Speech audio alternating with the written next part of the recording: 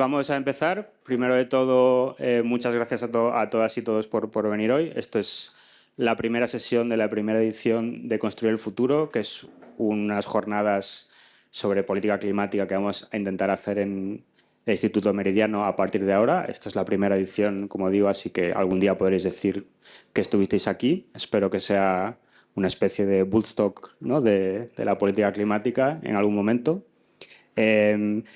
Nuestra ambición es intentar hablar de política climática desde muchas perspectivas diferentes. Entonces, en estas primeras jornadas pues tenemos, ¿no?, política industrial, laborismo, ecofeminismo, finanzas y pues eso, ¿no? Pensamos que hoy en día toda la política es política climática realmente, así que no hay ningún tema, pensamos, que esté un poco fuera, ¿no?, de este ámbito, y vamos a intentar ser lo más ambiciosos posibles en ese sentido. Solo quiero agradecer a todos los ponentes, a todas las ponentes por participar en estas jornadas, al Círculo de Bellas Artes por colaborar en la organización de este evento y creo que nada más. Así que voy a pasar a presentar el primer panel en el que yo moderaré, dirigiré. Yo soy San López, si no me conocéis, soy miembro del Instituto Meridiano, obviamente. Y conmigo está Alberto Garzón, al que seguro la mayoría conocéis. Alberto es licenciado en Economía y máster en Economía Internacional y Desarrollo. Ha sido, entre otras cosas, ministro del Gobierno de España, coordinador de Izquierda Unida, diputado en el Congreso durante 2 legislaturas, varias legislaturas, muchas legislaturas. Actualmente está haciendo un doctorado en el Instituto de Ciencia y Tecnología Ambiental de la Autónoma de Barcelona con Jason Hickel, Giorgos Kallis y Jesús Ramos, que son un poco como la iniciativa Vengadores del decrecimiento, ¿no?, ibérico, y ha escrito muchos libros. Solo tiene 40 años, así que creo que lleva un buen ritmo de currículum vitae. Y hoy está aquí con nosotros y nosotras para hablar de los límites planetarios del liberalismo y qué queremos decir un poco con eso. Creo que nuestra ambición hoy en la conversación es tratar de ver en qué sentido, ¿no?, el liberalismo como fenómeno histórico de gobernanza y de económica y política mundial hoy en día se está dando contra unos límites, ¿no?, planetarios de materiales energéticos y qué consecuencias tiene este problema y qué lecciones podemos tratar y qué implica para nosotros y nosotras en la política progresista. Así que sin más voy a empezar con las preguntas. La primera pregunta, digamos, para un poco aterrizar el tema, vamos a ir, creo, como del abstracto a lo concreto un poco. La primera pregunta es como muy general, es un poco de método, de qué significa pensar, ¿no?, la economía política hoy en día.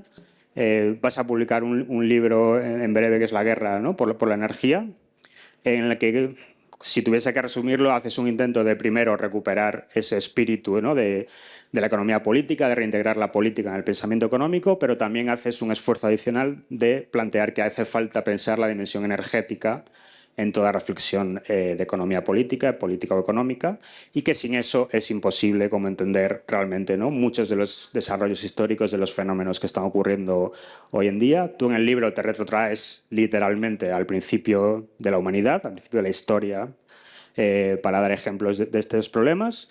Pero creo que incluso si solo nos centramos en los últimos 2 siglos, por ejemplo, hay algunas cuestiones que es más fácil o más provechoso pensar si se introduce la dimensión energética en ellas. Entonces, mi primera pregunta sería, ¿qué cuestiones se pueden pensar de forma mejor si se introduce esa dimensión energética? Y la segunda, un poco por buscarle las cosquillas a este planteamiento, sería ¿qué peligros hay en caer ¿no? ¿Qué posibles peligros hay en esta dimensión energética de la economía política? ¿Es posible volver a caer en este famoso, ¿no?, determinismo que a veces nos gusta tanto, ¿no?, a las personas de izquierda de, bueno, todo está determinado por la lucha de clases o por el desarrollo de las fuerzas productivas? ¿Crees que hay algún peligro también de caer en ciertos determinismos energéticos al ampliar, ¿no?, el foco de esta reflexión?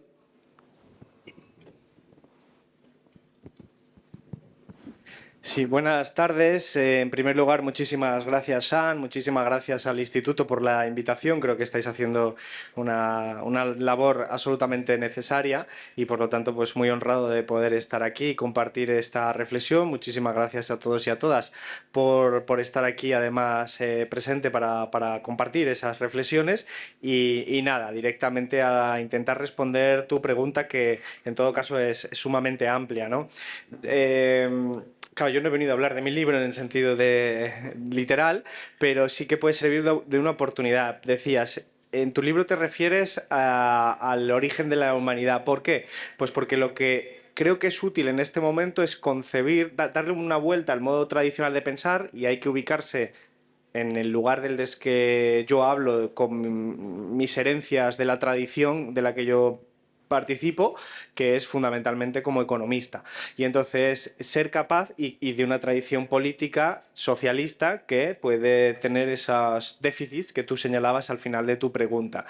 Y lo que intento es darle una nueva conceptualización, que no es propia mía, no es original, pero que es visualizar los diferentes modos de sociedades preexistentes como diferentes arreglos institucionales para maximizar la captura de energía del entorno. Entonces, las sociedades se han organizado de manera distinta para capturar la energía del entorno. Al principio, pues lo hacían como la sociedad de cazadores-recolectores, recogiendo una energía que emergía de manera pasiva, recogiendo lo que estaba de manera silvestre o las presas que había que cazar, y posteriormente una evolución en las sociedades, una evolución, insisto, sin caer en una trampa determinista, pero un avance de las sociedades a nuevos mecanismos para capturar esa energía. Esta visión a mí me parece muy fructífera, es más propia de otras disciplinas como la antropología o incluso la sociología bien aplicada, pero no lo es de la economía, porque la economía de los economistas, al menos los convencionales, están ciegos ante la cuestión de la naturaleza y particularmente del papel de la energía y los recursos naturales, cosa que se ha visto claramente desde los años 70, pero muy particularmente cuanto más grave es la crisis ecosocial, más se introduce en el discurso sin ser plenamente coherente con el cuestionamiento de las propias bases del pensamiento económico, que no lo integra de manera real. Y ahí están los peligros. Quizás el ejemplo más claro es el último premio Nobel de Economía, el de Joel Mokyr, por ejemplo, que es el historiador, es el más heterodoxo de los tres, y sin embargo su conceptualización de cuál es el origen de la revolución industrial, para mí es significativo del modo de entender la economía de muchos economistas, de la mayoría de ellos. Insisto, alguien que no puede negar el papel de los combustibles fósiles porque es historiador y la historia está ahí, y sin embargo minusvalora su importancia. De hecho, para Mokyr, la revolución industrial es debida fundamentalmente a la capacidad de inventiva, de innovación del ser humano, lo que hoy llamaríamos capital humano, economía del conocimiento, etc. Pero para un economista como Mokyr, desprecia una interpretación que tiene consenso en otras disciplinas, y es que la revolución industrial solo fue posible por la combinación de los combustibles fósiles con la existencia de redes coloniales que permitieron la utilización no solo de recursos naturales baratos, me refiero a tierra, me refiero a cualquier recurso como puede ser el azúcar o demás, sino también el trabajo barato, que puede ser del de la esclavitud o el del trabajo de servidumbre. Entonces, esa visión de los economistas del pasado, que cómo ven el pasado, afecta al futuro. Afecta al futuro porque la mayoría de los economistas, al no integrar las cuestiones económicas, ecológicas, en sentido amplio, energía y recursos naturales, tampoco es capaz de darse cuenta. Si no eres capaz de darte cuenta que lo que la mayoría de la gente entiende como el origen del antropoceno, que es la revolución industrial, tiene que ver fundamentalmente con los combustibles fósiles, y tú lo interpretas como que es algo producto de la creatividad humana, es evidente que no tienes las herramientas suficientes para entender qué papel de excepcionalidad juega nuestra sociedad tal y como hoy está articulada. Y el problema es que hoy nuestra sociedad está articulada sobre los combustibles fósiles y muy particularmente sobre una virtud que tienen, que es su alta densidad energética y la capacidad que tuvieron históricamente de liberar al ser humano de la dependencia directa de la tierra, porque todo lo que se utilizaba en las sociedades hasta la revolución industrial procedía de la tierra, procedía del suelo, todo, el vestido, los materiales de construcción, absolutamente todo. La aparición de un stock finito bajo tierra permite la sustitución del combustible de que antes se usaba en la madera y que requería bosques para algo que te libera hipotéticamente, claro, prolongando el problema de esa dependencia, al mismo tiempo que el recurso a tierras que eran desconocidas para entonces, las del Nuevo Mundo, después de arrebatársela, por supuesto, a los indígenas, forman un papel en la constitución de la economía moderna. Y por lo tanto, la conclusión de esta pregunta, si hubiera una conclusión, sería decir que la sociedad actual vive en una especie de temporalidad histórica excepcional.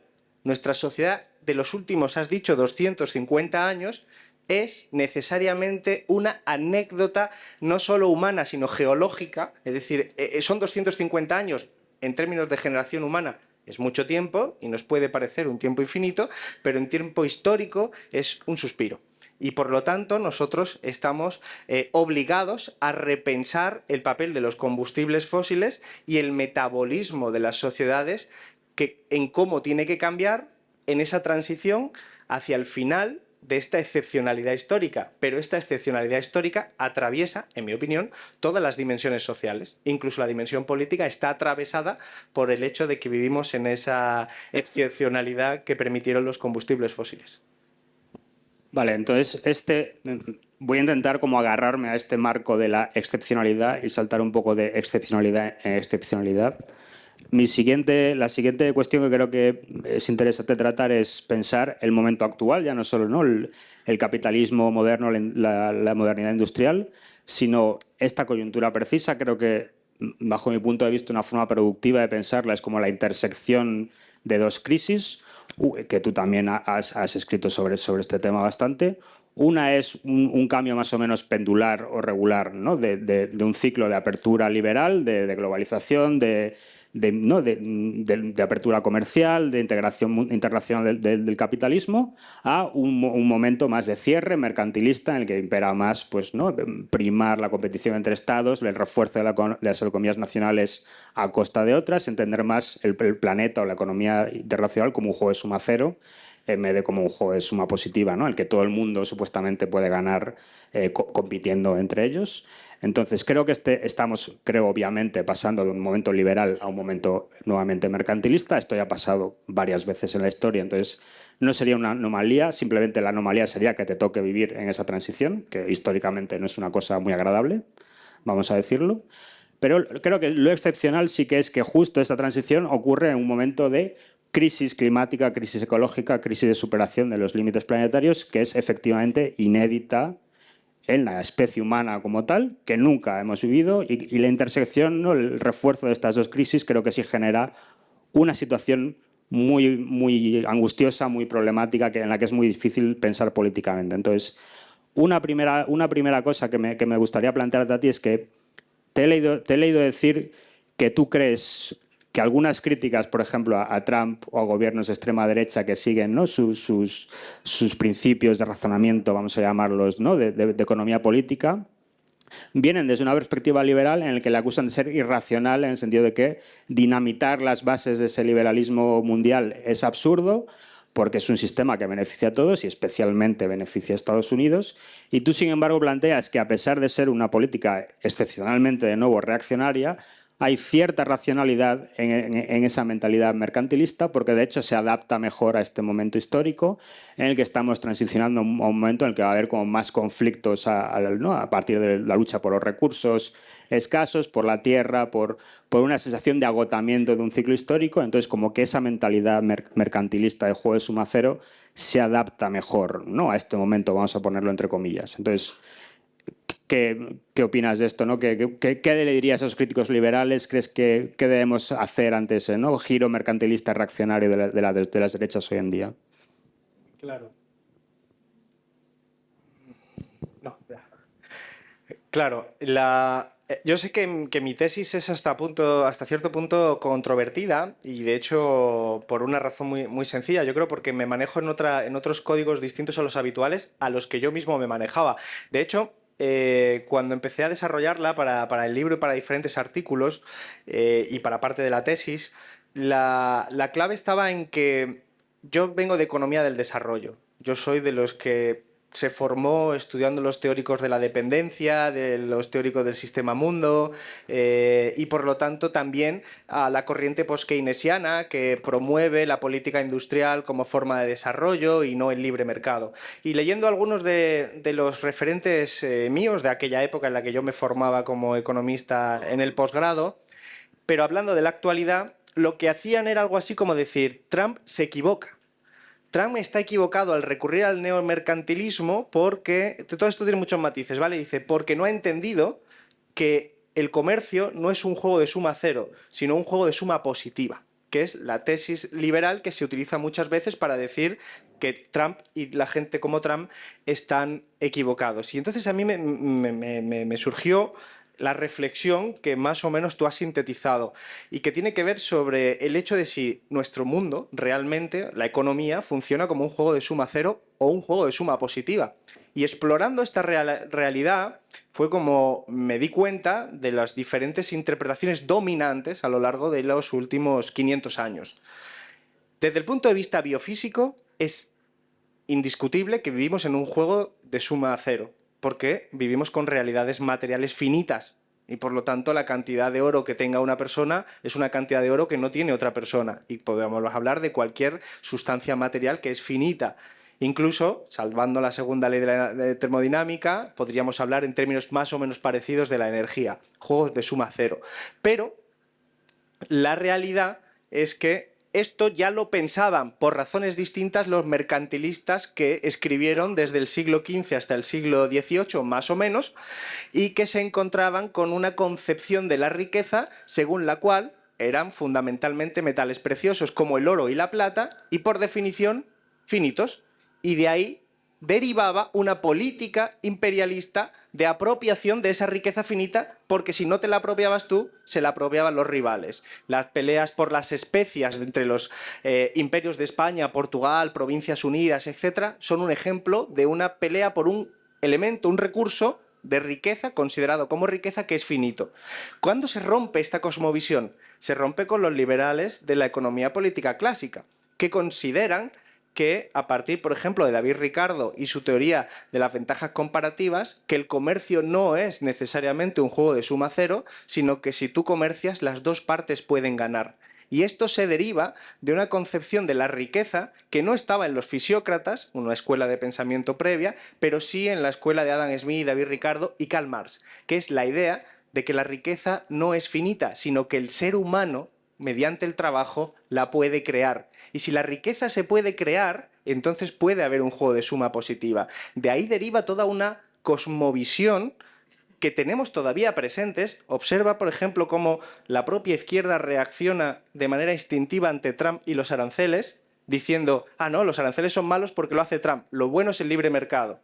Cuando eso es un cuestionamiento casi de lo que la propia izquierda crítica concebía el libre mercado.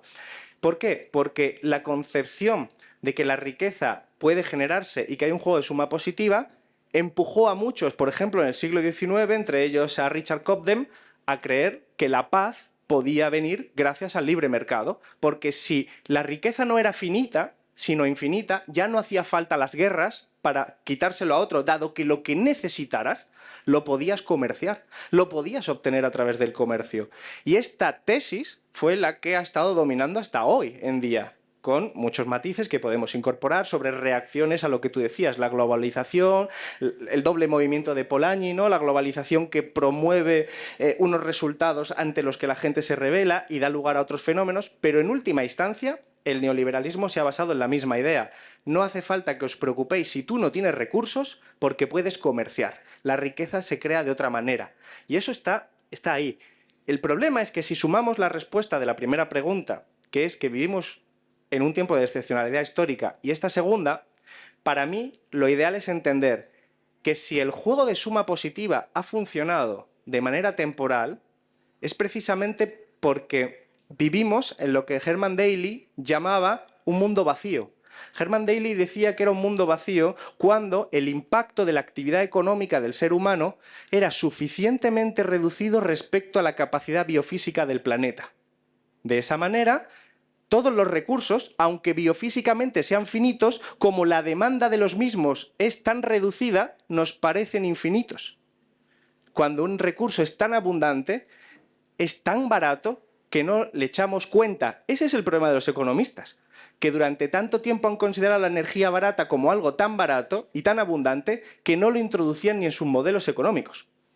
Por lo tanto, la sociedad ha vivido durante 250 años en una conceptualización de mundo vacío, llenándose, pero de mundo vacío, donde los recursos naturales y donde las energías parecían infinitas. ¿Qué ocurre ahora? Ocurre que el mundo se está llenando, en la metáfora de Herman Daly, él llamaba mundo lleno, en el que la actividad económica ya choca con los límites del planeta. Y al chocar con los límites del planeta, no choca por todos los recursos o energías por igual, sino que hay determinados recursos y energías que están, por decirlo de alguna manera, en la frontera, en la vanguardia, donde se expresan mejor las tensiones. ¿Cuáles son esos recursos? Salvando los combustibles fósiles, de los cuales es evidente, pero se lleva más tiempo hablando. Por ejemplo, los minerales críticos. Los minerales críticos y las tierras raras, que son necesarios para la transición ecológica, pero también para otros dispositivos electrónicos como los smartphones, etc., no es que sean escasos en el sentido absoluto del término, sino que en términos de la relación entre la oferta y la demanda, hoy operan como recursos sumamente escasos. ¿Y qué ocurre? Que son el eje, están en el centro de las relaciones críticas, por ejemplo, entre Estados Unidos y China. Y la reacción de Estados Unidos es precisamente la de darse cuenta que esto es lo que dice el equipo de Trump, que habiendo creído durante tanto tiempo ellos llaman globalistas, que si era necesario recurrir a esos recursos críticos podías ir al mercado a conseguirlos, se dan cuenta de que son tan escasos, están tan en monopolio, en este caso por China, en el proceso de extracción y procesamiento, que tiene una vulnerabilidad geopolítica y de seguridad nacional. Entonces, en la conceptualización que se hace ahora por determinadas personas, a veces ni siquiera de manera explícita, lo que opera es que el futuro de la sociedad o de la organización económica, vamos a decirlo así, depende del suministro de recursos que juegan el mismo papel que en la era del mercantilismo jugaban los recursos escasos como el oro, la plata o las especias. Es decir, son recursos ultracodiciados. Y esto pasa hoy con las tierras raras, con los minerales críticos, en términos de varios vectores, transición energética y demás, y ante los que se elevan políticas de transformación, de desarrollo, buscando nuevas formas de apropiarse. Por eso, para mí, con esta conceptualización, no es tan extraño encontrar que esas posturas neomercantilistas, por ejemplo las de Estados Unidos, vayan tan de la mano de posturas neoimperialistas como las de me quiero quedar Groenlandia porque tiene minerales o voy a amenazar a toda Asia en que si no rompe relaciones con China le pongo más aranceles y los hundo en la miseria. Porque todo obedece a una nueva conceptualización implícita. No digo que Trump ni su equipo sean brillantes teóricos, simplemente que se está asumiendo un escenario de recursos escasos, de mundo lleno, donde ahí sí hay una disputa política. Pensamos en un futuro de compartir esos recursos y podríamos derivar ahí una postura ecosocialista, por ejemplo, o la barbarie fascista de ya que hay pocos recursos, me los quedo yo y al resto del mundo que les den, que es la barbarie fortaleza. Construyo fortalezas, los recursos y la energía me los garantizo yo, en el caso de Estados Unidos, rompiendo incluso con sus aliados tradicionales, a los que ya simplemente son acompañantes casuales, no aliados, y construyo y diseño un futuro donde el demos político de la teoría republicana se reduce a una concepción nativista, a los míos en el sentido de Trump, los blancos, los que no son como a él le gusta, ¿no? Y una política internacional diseñada para garantizar el suministro de esos bienes que para esa economía son y ese metabolismo son absolutamente necesarios, ¿no? Este sería el resumen rápido, no tan resumen ni tan rápido, de la pregunta. Vale, entonces vamos a seguir, creo, buscando, ¿no?, aristas a esta cuestión, porque creo que básicamente ya hemos introducido todos los temas importantes de hoy en día, resumiendo. Entonces, La siguiente excepcionalidad histórica de todo lo que has comentado creo que es obviamente la revolución electrotécnica, ¿no?, de las energías renovables y la electrificación, vamos a llamarlo, de la modernidad industrial. Por una parte, creo que eso vuelve a poner en cuestión inmediatamente esta idea, ¿no?, del juego de suma cero y de la escasez relativa o incluso absoluta de las fuentes de energía, porque creo que por primera vez nos permite acceder de forma bastante masiva, ¿no?, a una fuente de energía virtualmente inagotable, virtualmente gratis, ¿no?, una vez que se ha construido la infraestructura necesaria para aprovecharla. Es evidente que hay tensiones de necesidades materiales, de la rapidez con la que hay que hacer esa transición, de conflictos otra vez por el territorio, por donde se pone, ¿no? Aunque ocupe un porcentaje relativamente pequeño por el territorio, es evidente que estamos viendo que se generan conflictos políticos sobre dónde se instalan. Entonces, creo que esto es una dimensión del problema. El siguiente eje problemático para mí es qué relación se tiene en la izquierda, por ejemplo, ¿no?, con esta nueva revolución política. Yo creo que tú ya has introducido como varias perspectivas posibles. Una clara, digamos, es la, ¿no?, ecosocialista decrecentista, que diría que prima la perspectiva de la precaución y la perspectiva de la cooperación. Entonces, lo que se defendería ahí es hay que decrecer, ¿no?, hay que reducir la presión humana sobre los límites planetarios y compartir los recursos que tenemos, que pueden ser en algunos momentos relativamente escasos, e intentar evitar pues, estos, ¿no?, escenarios de conflicto, de guerra, de dominación de unas sociedades sobre otras para sobrevivir. Creo que hay otra perspectiva que quizás provoca más fricciones en una mentalidad de izquierda más clásica, que es pues esta idea de como que la única forma, una suerte de aceleracionismo, quizás incluso, como la única forma de sobrevivir es dar un salto adelante en, ¿no?, este proceso de transformación tecnológica, como hacer una transición energética lo más acelerada posible para reducir lo más rápido posible las emisiones de gases de efecto invernadero. Creo que algunos planteamientos de esa perspectiva, y aquí hablo como a título personal, pero sinceramente creo que se han visto reivindicados en los últimos años, ¿no? Los escenarios más lúgubres de escasez absoluta de materiales creo que no se han visto cumplidos. Por ahora parece que es posible, ¿no?, transicionar con bastante velocidad ¿no?, la matriz energética planetaria, no a la velocidad que necesitaríamos, pero sí a una velocidad muy sostenida. Entonces, creo que estas son dos tensiones posibles en la izquierda. Hay otras posibles tensiones más evidentes, ¿no?, como de modelo de gobernanza internacional, etcétera, etcétera. Entonces, pero me gustaría reflexionar contigo de nuevo sobre esta excepcionalidad. Como creo que esto es un problema político inédito, al que nadie nunca se ha enfrentado realmente como sociedad, porque nunca hemos estado ni ante esta crisis climática, ni ante esta posibilidad tecnológica, y obviamente no en esta coyuntura política tan complicada. Entonces, ¿cuál es tu punto de vista sobre estas tensiones, ¿no?, estos debates recurrentes en la izquierda? ¿Qué reflexiones te llaman? Bueno, yo creo que es una pregunta o varias preguntas que son centrales. Vamos a ver, yo antes decía, a título de provocación, pero porque creo en ello, que nuestras sociedades contemporáneas, metabolismo industrial de las sociedades industriales, sociedades, como le queramos llamar, ¿vale?, dependen en su excepcionalidad de dos cosas, y hablo de las sociedades industriales, particularmente las del centro, las de Occidente, las ricas, las desarrolladas, de la excepcionalidad histórica del consumo de combustibles fósiles generados desde hace millones de años y de las redes coloniales. Esto sigue siendo así. Entonces, una posible respuesta a por qué nadie se lo ha preguntado hasta ahora es porque la respuesta siempre es incómoda. Hay intuiciones, pero es que, Sean, todo lo que tenemos a nuestro alrededor es dependiente de esa combinación. Es decir, nuestras propias conquistas sociales dentro de la lucha de clases que existe también es una derivada que se construye sobre la combinación de combustibles fósiles baratos y redes coloniales. El hecho de que la clase trabajadora europea pueda vestirse por 3 euros en el Primark requiere una explotación y un intercambio económico y ecológico desigual con otras partes del mundo. Por lo tanto, la respuesta es incómoda. Y la pregunta que debemos hacernos es ¿cómo vamos a ser capaces de sostener nuestras conquistas sociales y un nivel de vida digno sin el recurso a los combustibles fósiles y a la explotación internacional que se produce entre el centro y la periferia? Esa es la pregunta.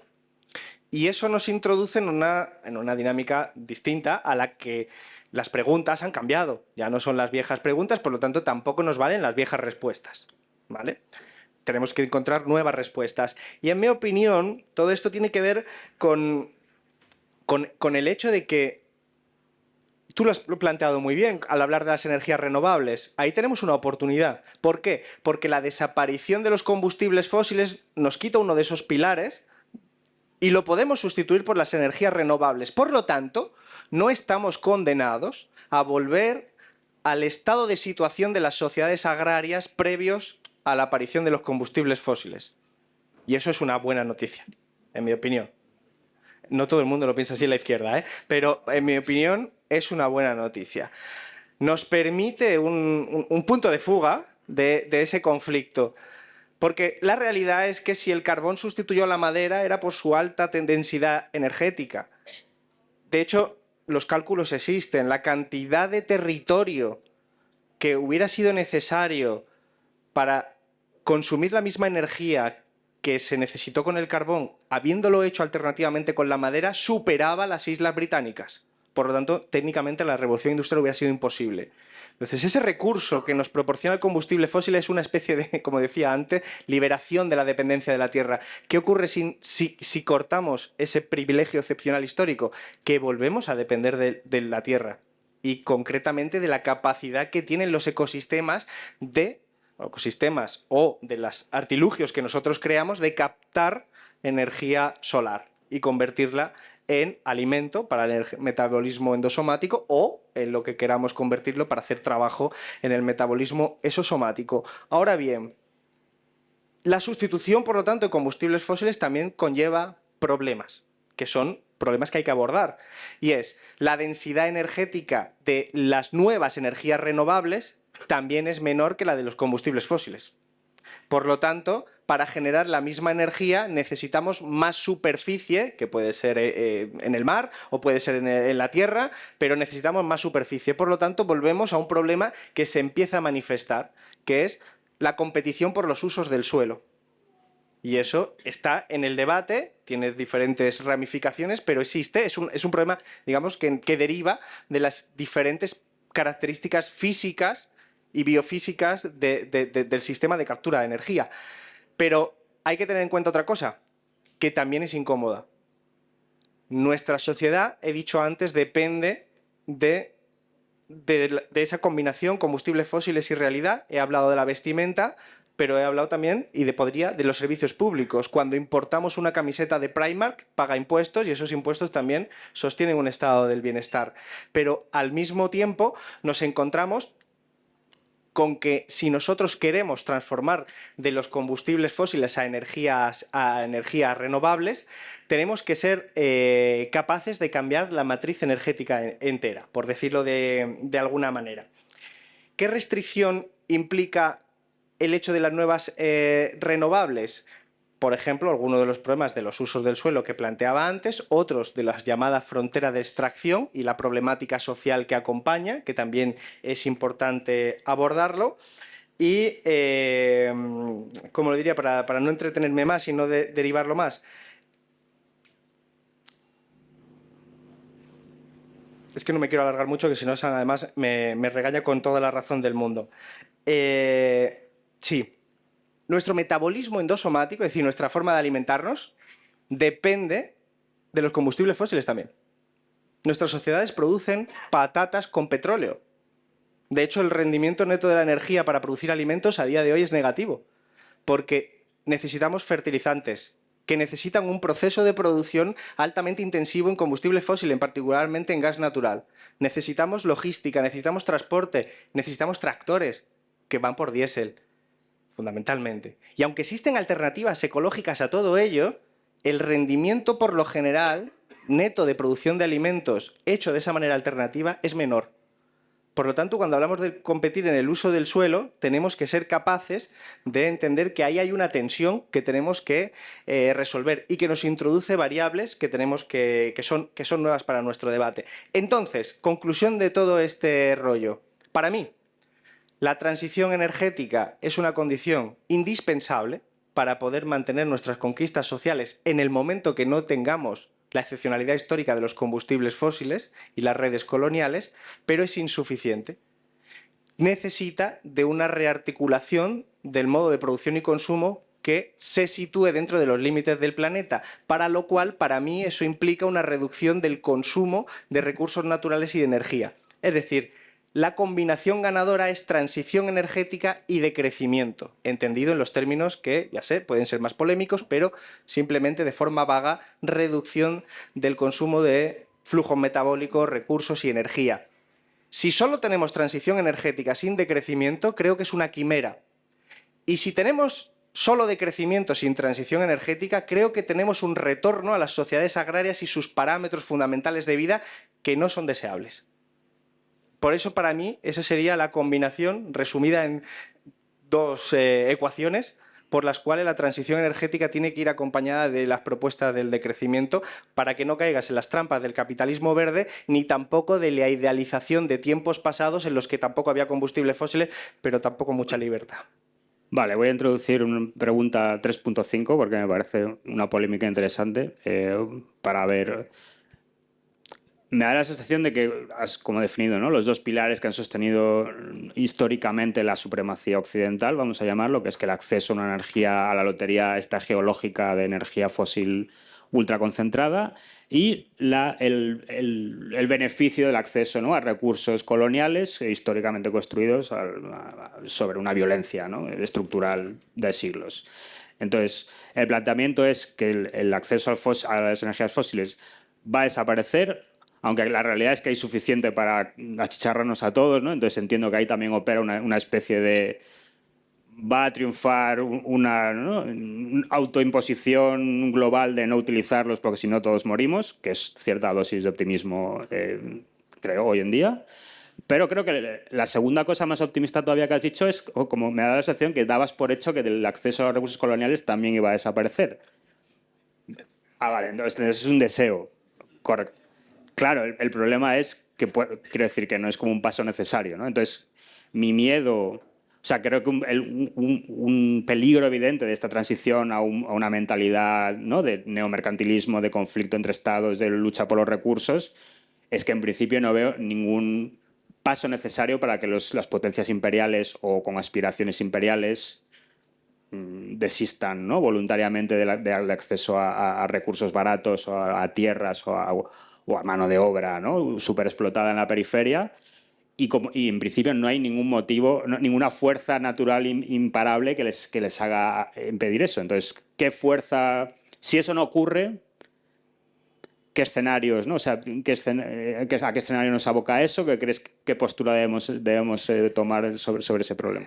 Claro, toda la razón. No hay ningún paso necesario, entre otras cosas, porque yo no soy determinista. Ese es el punto, ¿no? A mí me gustaría que hubiera una inevitabilidad histórica, por ejemplo. O sea, que fuera, yo qué sé, que el ecosocialismo fuera concebido como el socialismo en el siglo XIX, como algo que iba a llegar tarde o temprano, ¿no?, que iba a emerger de las tripas del capitalismo.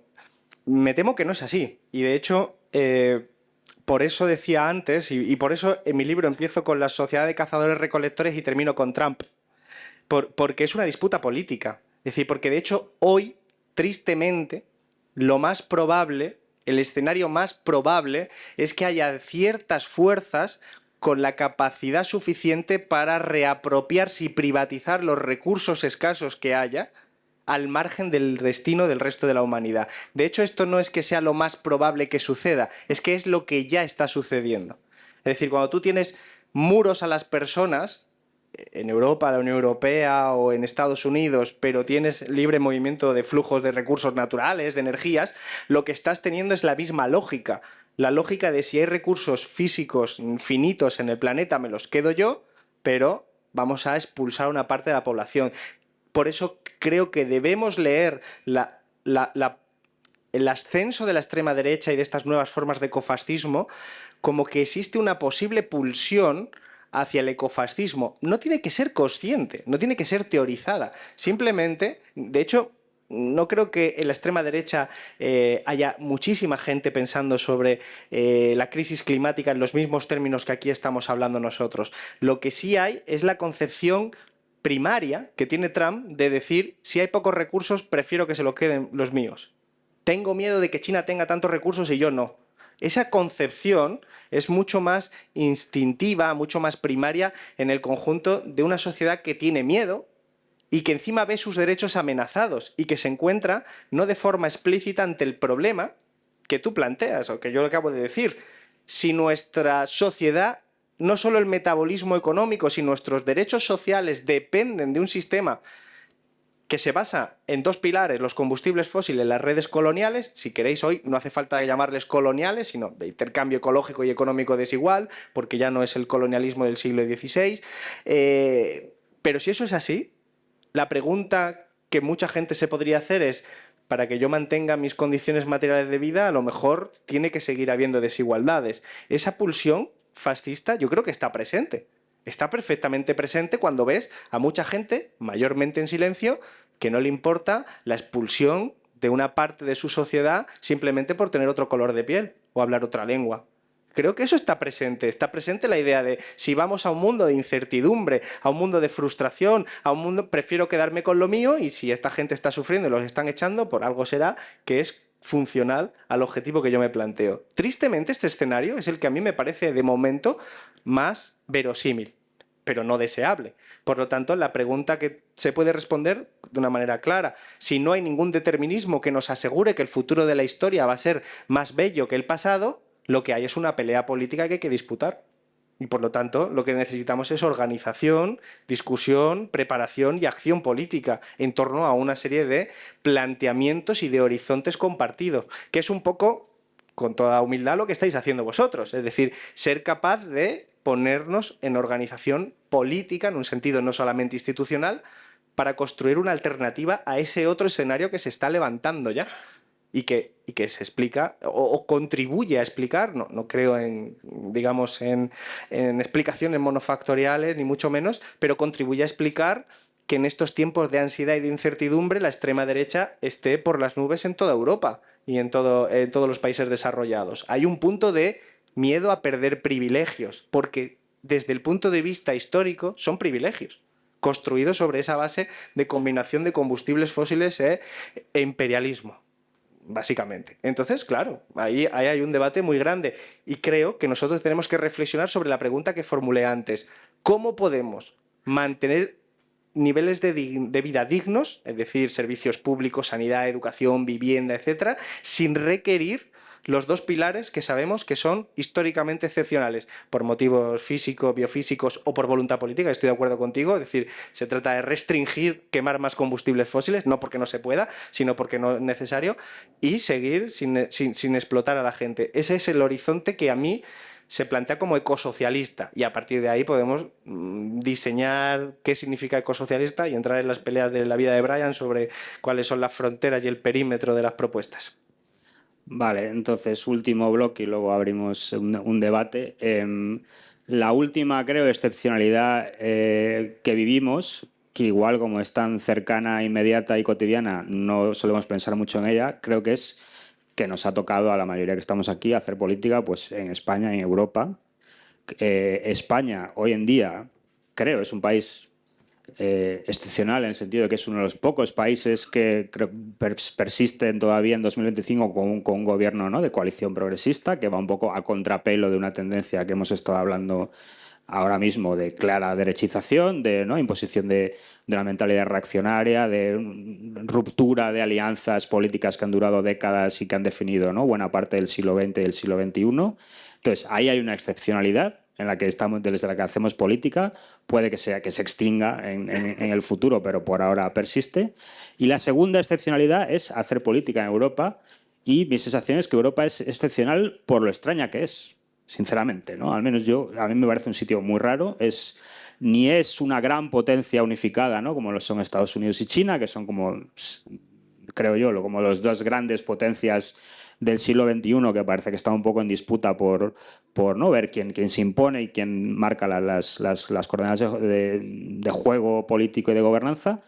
pero tampoco es solo una colección de países, sino que es una cosa muy extraña, ¿no? de acuerdos intergubernamentales de 27 países en el que avanzan de forma frustrantemente lenta y caótica ¿no? y desorientada, pero que a fin de cuentas avanzan, que tienen una herencia de todo este pasado, ¿no? imperial, colonial, en el que realmente tenemos una gran colección de ventajas, digamos, políticas, económicas, financieras, incluso militares, ¿no? sobre muchos otros países, pero que parece un poco como atrapado en una trampa de la voluntad, ¿no? Como que a veces se habla de que Europa podría hacer muchas cosas, pero que parece que no le da la gana de hacerlas. Entonces, dentro de ese panorama político que es muy específico, en esta situación específica, mi pregunta sería, aterrizando esta idea, ¿no? de pues el futuro no está escrito, hay que militar, hay que tomar partido, hay que tratar de conseguir el escenario que queremos, ¿qué crees que se puede hacer desde aquí ahora?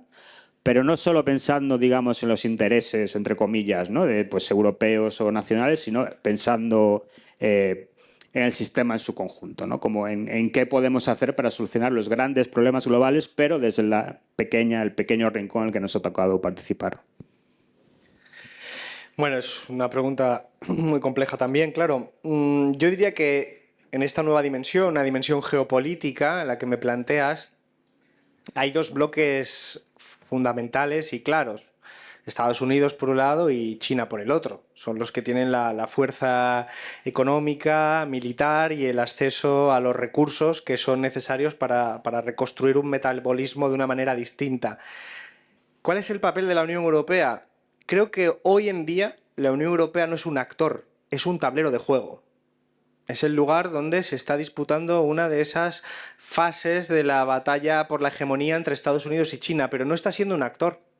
Por las razones que tú mismo has explicado, está ante una situación, es un arreglo institucional complicado, deslegitimado democráticamente, con muchas complicaciones porque obedece a una lógica hayekiana de elitista y tecnócratas desvinculados de las poblaciones. No hay una conexión democrática entre sus representantes, al menos en el sentido republicano más estricto, y los dirigentes.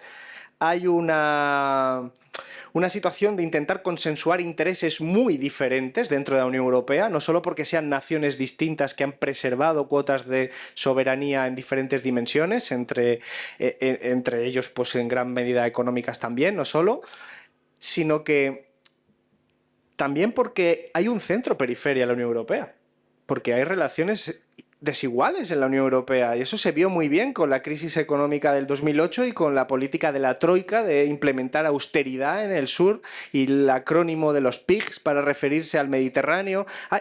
La Unión Europea tiene muchas dificultades porque no puede actuar como una sola voz, pero no tampoco como un solo proyecto, porque tiene dentro contradicciones muy notables. No son contradicciones menores, son contradicciones muy notables, económicas, ideológicas, etc.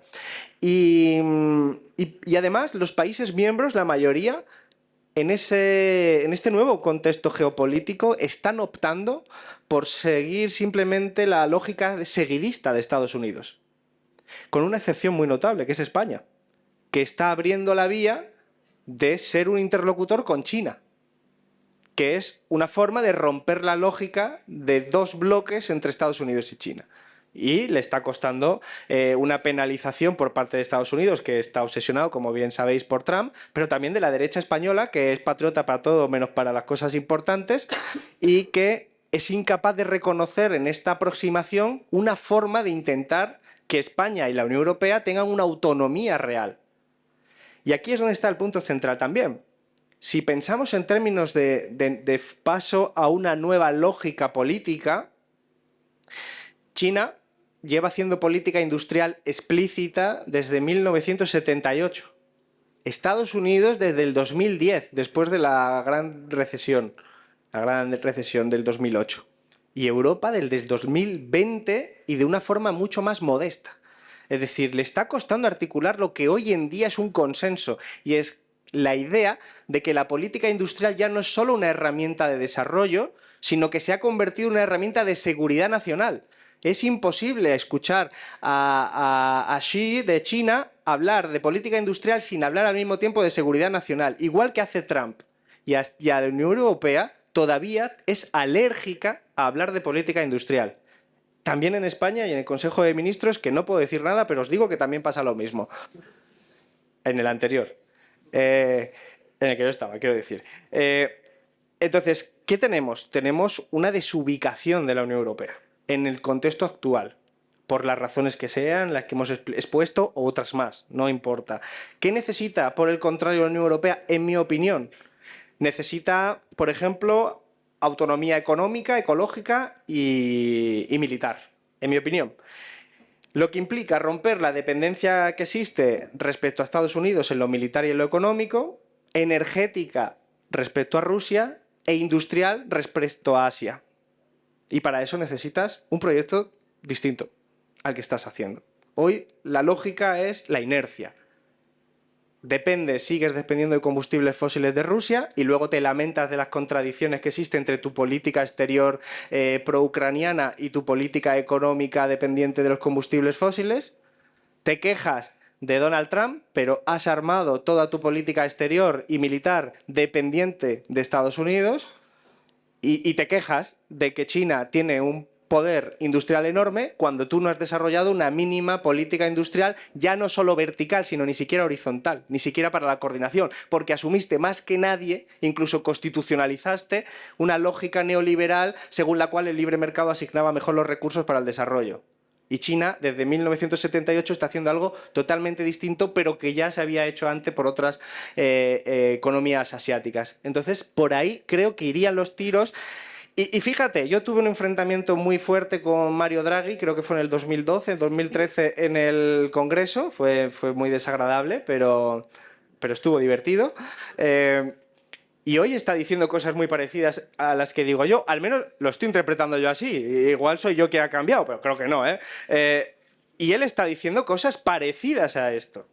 Quizás porque lo está diciendo desde un lugar, él y yo teníamos diferencias, pero él era un señor ilustrado, era un señor que sabía, y él está poniendo de relevo ahora unas cosas que ojalá la leyera Úrsula, por ejemplo, ¿no?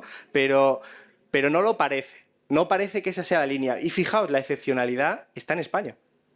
Es decir, España está siendo el gobierno que dentro de esa correlación de fuerzas está siendo capaz de entender que su neutralidad entre los bloques es también el punto de fuga que permite romper ese nudo gordiano. Porque donde están las oportunidades en la Unión Europea es en la transición energética, donde puedes combinar una resolución de la falta de política industrial, de la ausencia, o sea, de la necesidad de autonomía energética y de la autonomía política precisamente a través de la aprovechamiento de hacer de la necesidad virtud de la transición energética. Es decir, si la Unión Europea se tomara en serio su futuro, sería de aquellos que intentan resolver un problema huyendo hacia adelante, pero en el buen sentido. Voy a resolver superando todos los problemas, porque como se ponga a resolver cada uno de estos problemas solo, a la primer veto de Hungría has muerto. De lo que necesitas es salir en positivo con un proyecto de autonomía en su conjunto, cosa que hoy me parece bastante improbable, pero que sería el punto, digamos, de deseabilidad que yo visualizo en mi utopía. Vale, entonces, por cerrar, en esta casa somos muy devotos de Mario Draghi. Yo creo que efectivamente él ha venido a la verdadera luz y no es que nos hayamos cambiado nosotros. Ni Washington ni Pekín, sino socialismo en un solo continente, recuperando el viejo lema trotskista que pues no pasa nada por recuperarlo. Y creo que hoy en día, ahora mismo podemos abrir un turno de preguntas. Usamos este. Vale, vamos a coger, si os parece, 3 o 4 preguntas para no estar yendo y viniendo. E intentad que veis que somos bastantes personas, que las preguntas sean más o menos breves para que pueda hablar cuantas más personas mejor. ¿Vale? O sea que si levantáis la mano, aquí hay una pregunta, otra por allí, hay 2 preguntas aquí y otra ahí. Bueno, muchas gracias por la charla. Yo te quería preguntar si en tu estudio, en tu tesis, en lo que estás trabajando, porque se habla continuamente de la Tierra como sistema termodinámico cerrado. A nivel físico, o sea, a nivel de materiales, sí, a nivel de masa, como no sea que llegue un asteroide lleno de molibdeno, no está cerrado. Pero a nivel energético está abierto. el sol está continuamente irradiando. Entonces no sé si a la energía solar se le ha dotado un papel un poco distinto en esto de los recursos finitos que siempre estamos diciendo, pero la energía no es finita, a efectos prácticos infinita.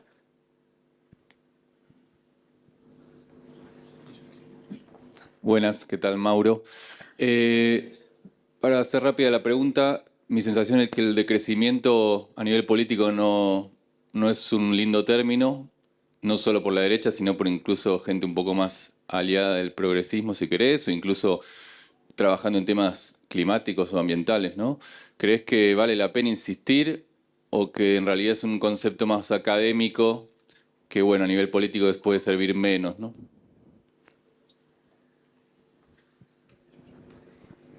Hola, buenas tardes, muchas gracias. Creo que voy a dividir mis preguntas en dos para poder dar más turno. En primer lugar, quería conocer tu opinión sobre los objetivos de descarbonización europeos. Esta semana pasada creo que fue cuando se han publicado los nuevos NDCs. Tenemos la COP30 ahora durante los próximos 10 días. Y hemos mantenido el objetivo para el 2030 del 55% de reducción de emisiones, pero para el 2035 parece que hemos fijado una especie de rango que se puede estar interpretando como poco ambicioso, desde luego. Y se ha argumentado que el hecho de utilizar este rango en lugar de un número fijo está cimentado también en la incertidumbre en torno a los mercados de carbono, al bloqueo de la financiación, que son temas que se van a tratar ahora en la COP. Entonces, quería, por un lado eso, preguntarte por tu opinión en torno a la ambición de estos objetivos y, en segundo lugar, sobre el papel que realmente va a tener la cooperación y estos mercados de carbono basados en, sobre todo, el artículo 6 del Acuerdo de París, que se supone que son instrumentos de cooperación para financiar proyectos de descarbonización en países en desarrollo también. Y digamos, es una forma, una visión de mitigación o reducción de emisiones que es al final globalista. También pertenece a la globalización, es cooperación internacional.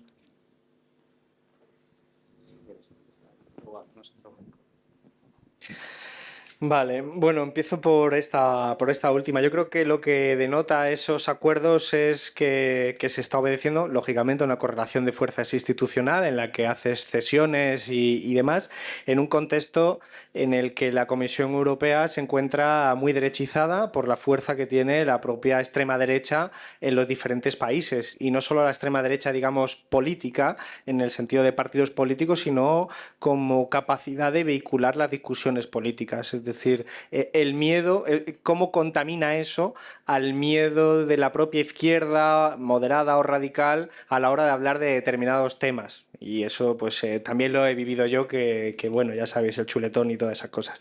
Entonces, creo que es el resultado de no entender la profundidad del problema, la magnitud del reto. Este tipo de cesiones tienen lógica dentro del juego de regate corto. Y yo las puedo entender, porque además he vivido muchas negociaciones similares en otros ámbitos, las puedo entender, pero visto desde fuera parece ridículo.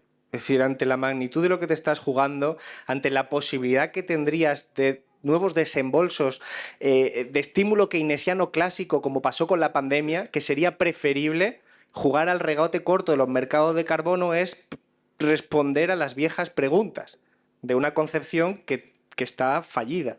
Entonces yo creo que es un síntoma más que un problema, es el síntoma de que hay una cosmovisión que sigue iluminando a quienes toman las decisiones, e insisto, dentro de esa Comisión Europea que, bueno, pues aunque parezca de izquierdas al lado de Trump, pues evidentemente tiene unos fallos fundamentales en el tema que estamos abordando. La primera pregunta es: tienes toda la razón, la Tierra es termodinámica abierta en términos de energía, es cierto. De hecho, yo en el libro lo que hago es una aproximación histórica para, como decía antes, intentar representar cómo cada sociedad de cazadores-recolectores, agrarias, sociedades industriales, han ido desarrollando diferentes métodos para capturar esa energía. Esa energía que primero se capturaba con juegos de prueba, de ensayo y error, en el que primero los cazadores-recolectores capturaban esa energía porque estaba silvestre. Luego aprendieron con diferentes proyectos, miles de años, diferentes sociedades, civilizaciones, etcétera, a gestionar de manera activa esa energía solar con el cultivo, con la capacidad de concentrar los rendimientos, de retirar las malas hierbas, luego de introducir los medios de producción antiguos, los caballos, los bueyes, las mulas, que son formas también de incrementar la potencia de trabajo, pero que también depende de que sean alimentados. Al final, un caballo es como un coche, un tractor que necesita su propio combustible, solo en un caso se llama forraje y en el otro le podemos llamar combustible fósil. Al final, todas las sociedades hemos ido desarrollando hasta el día de hoy formas de capturar la energía de nuestro entorno, y es una energía fundamentalmente solar, y va a seguir estando al menos hasta los 5.000 millones de años que dura más el Sol. Es un plazo del que no me voy a preocupar ahora mismo, pero que básicamente nos da oportunidades, porque además el nivel de ineficiencia a la captura de esa energía es muy alto. Es decir, de término medio, las mejores regiones de plantas que hacen la fotosíntesis capturan aproximadamente el 4% de la energía que reciben de manera directa. Y por lo tanto, son ellas las que son capaces de convertirlo eso en química orgánica que nosotros vamos a consumir directamente o a través del chuletón al punto. Entonces, la clave es todo lo que tenemos de oportunidad para hacerlo ahí a través de nuevos instrumentos de captura. Es ahí lo que resume la posibilidad de visualizar una sociedad del futuro que no sea retrotraerte a sociedades agrarias donde el desarrollo se había quedado en el límite. Y cuando hablo del desarrollo no me estoy refiriendo a desarrollo material solamente, sino a la propio número de población. O sea, la población estaba limitada dentro de la trampa malthusiana porque no podías incrementar el ingreso per cápita y la población al mismo tiempo, por las restricciones de la tierra. No es casual que todos los economistas clásicos y los anteriores, fisiócratas, le dieran tanta importancia al papel de la tierra. El problema es que en el momento en el que aparecen los combustibles fósiles, como parece que te has independizado de la tierra, pues entonces ya eso resta importancia. Pero en el mundo que estamos visualizando, la tierra va a tener su importancia. Yo lo decía antes, pero lo voy a poner otra vez de otro ejemplo. La ganadería extensiva no puede competir en nivel de producción con la ganadería intensiva o las macrogranjas. Entonces, si tú sustituyes las macrogranjas por ganadería extensiva, la capacidad de alimentación, de dar alimentación en forma de carne a la población se reduce. Eso es energía también, solo que es energía para el metabolismo endosomático. Y eso restringe el número de población que puedes sostener. Entonces, esos son los grandes dilemas. ¿Necesitas más territorio para más ganadería extensiva? Tienes que quitárselo a algo. Esa es la competición de los usos. No es, que ya existía antes, solo que los combustibles fósiles nos emanciparon de ese dilema. Recurrir a la energía solar de nuevo lo hacemos gracias al desarrollo tecnológico en condiciones mejores que las que existían lógicamente antes del siglo XVIII, que es la posibilidad que estamos aquí defendiendo, no ya de una transición energética, sino lo más acelerada posible, para poder disponer de herramientas para cuando, si existe mundo después de los combustibles fósiles, sean unas condiciones que nos permita mantener los niveles de vida. No, perdón, me falta una. El de crecimiento, sí. Mauro, ¿verdad? Has dicho que se llama así. Yo hablo de crecimiento en foros autorizados, como este. Yo, para el resto, hablo de ecosocialismo.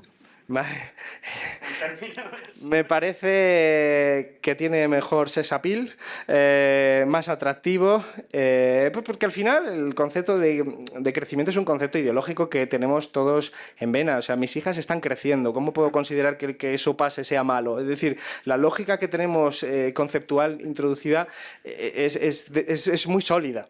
Entonces, creo que yo no soy partidario de las peleas semánticas. De hecho, muchas de las cosas que pasan en la izquierda malas tienen que ver con la semántica más que con el fondo, pero es verdad que hay que ser inteligente y, en mi opinión, ecosocialismo resulta más atractivo y resulta quizás menos provocador, que es una de las virtudes que tiene decir de crecimiento, pero resulta quizás más integral y que nos está hablando de algo que no es solo el PIB, porque el problema no es solo del crecimiento del valor nominal de la producción, el problema es algo mucho más profundo que tiene que ver con la relación entre el sistema tierra, la humanidad, los ecosistemas, y yo creo que ecosocialismo es más... También estoy más cómodo, también te digo, porque vengo de la tradición que vengo, pero igual hay otra respuesta. Es un debate muy establecido, pero sí es... De hecho, hacía trampas cuando era ministro porque hablaba de degrowth, para no decir de crecimiento. Pero bueno, o sea, cada uno tiene su repertorio de truquitos, ¿no? Vale, tenemos 2 preguntas por aquí y una tercera. Sí, Alberto, yo te quería preguntar respecto precisamente a esta propuesta de ruptura, ¿no?, que hacías en el marco europeo en relación sobre todo a dos ámbitos, ¿no?, que yo creo que tienen un impacto también en lo local, ¿no?, en lo que es en el ámbito de las ciudades, que es en lo industrial y en lo energético. Si crees que se puede jugar algún rol, algún papel, ¿no?, desde las propias ciudades que empujen precisamente a ese marco europeo a un cambio de esas reglas del juego, porque al final las consecuencias, ¿no?, de que la Unión Europea acabe siendo un tablero, ¿no?, acaban impactando claramente pues, en ese marco local, ¿no? Y por tanto, si se puede traducir en alguna propuesta concreta en el marco de esa disputa política a la que apelabas también antes.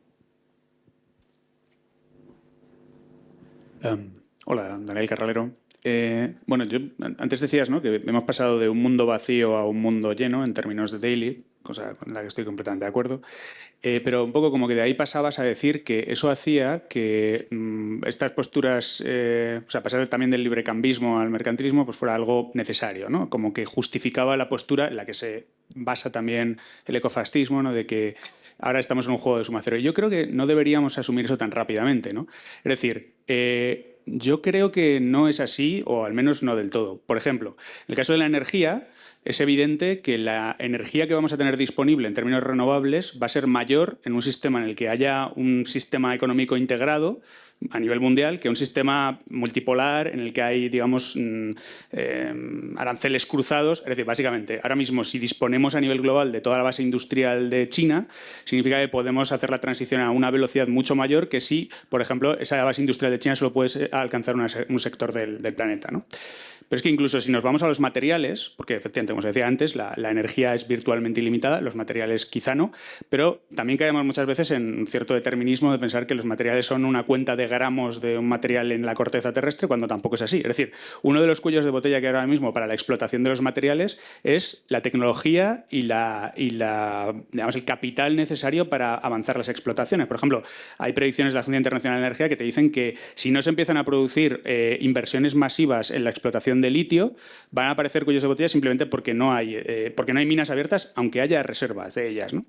Entonces, en ese sentido, de nuevo, si vamos a un mundo multipolar lleno de aranceles cruzados, de intereses, pues es muy posible que este flujo de tecnología y de capital desde el norte global hacia el sur global, que por cierto, eso ahí tiene otra serie de connotaciones, o sea, eso se puede hacer en un contexto ecosocialista, en un contexto explotador mercantilista, por supuesto, pero simplemente pensando en la producción material, yo creo que la cantidad de litio que tenemos sobre la mesa al fin y al cabo depende también de cuál sea la estructura del libre comercio o no internacional. Y yo creo que sí, que en general, desde esa perspectiva, ir a un mundo con fronteras comerciales nos da menos energía y menos materiales también.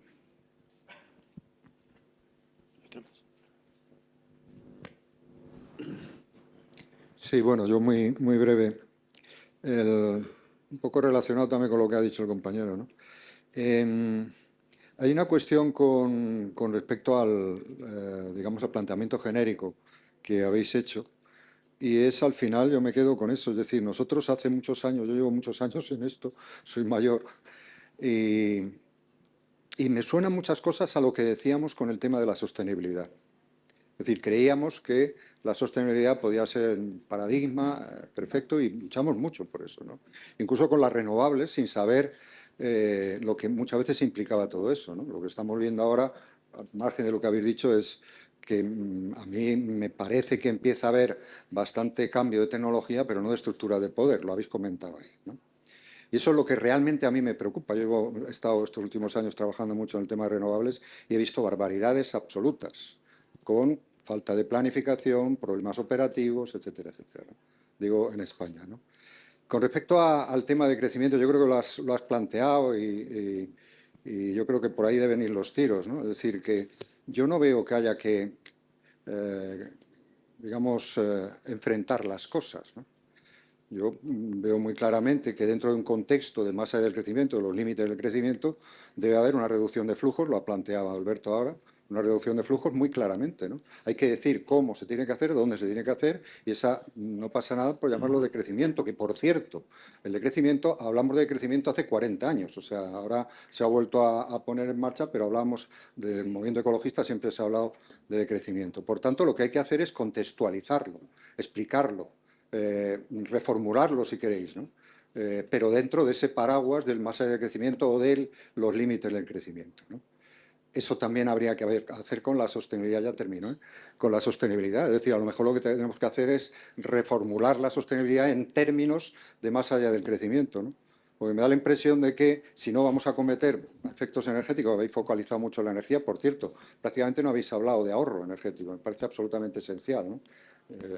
Pero habéis focalizado mucho en el tema energético y me preocupa lo que habéis planteado, otras personas que han hablado, con respecto a reciclar los extractivismos y colonialismos que ya se están dando.